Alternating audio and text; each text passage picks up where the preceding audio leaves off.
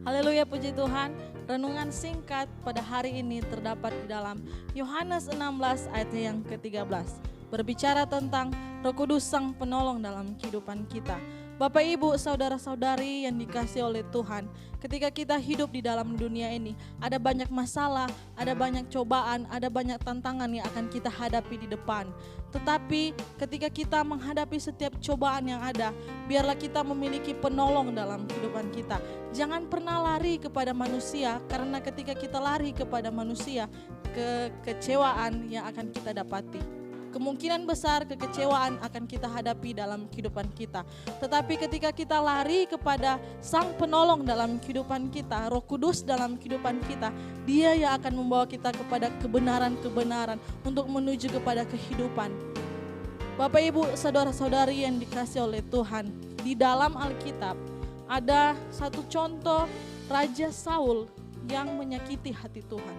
Dia tidak mendengarkan Roh Kudus dalam kehidupannya, tetapi Raja Saul melukai hati Tuhan dan banyak hal yang negatif terjadi dalam kehidupannya. Dia tidak menggunakan Tuhan atau Roh Kudus di dalam kehidupannya. Tetapi ada salah satu contoh juga di dalam Alkitab yang dapat kita contohi dan dapat menjadi dasar dalam kehidupan kita, yaitu Raja Daud. Daud berkata di dalam Mazmur, "Jangan ambil rohmu dalam kehidupanku." Dia sudah merasakan bagaimana dia dipenuhi dengan Roh Kudus. Dan ketika dia melakukan dosa di hadapan Tuhan, ketika dia melakukan hal yang keji di hadapan Tuhan, Roh Kudus lari dalam kehidupannya. Dan dia berkata di dalam Mazmur, "Jangan engkau ambil rohmu daripadaku." Karena kehidupan tanpa Roh Kudus bukanlah kehidupan yang baik, tidak akan menimbulkan hal-hal yang baik. Tetapi daripada kehidupan Daud, kita harus mencontohi ketika Daud melakukan dosa, ketika Daud jauh daripada Tuhan, dia mengambil satu kesempatan yang baik. Dia datang kepada Tuhan. Dia datang kepada Tuhan untuk dia menyembah Tuhan, untuk dia memberikan hidupnya kepada Tuhan, untuk Roh Kudus masuk dalam kehidupannya.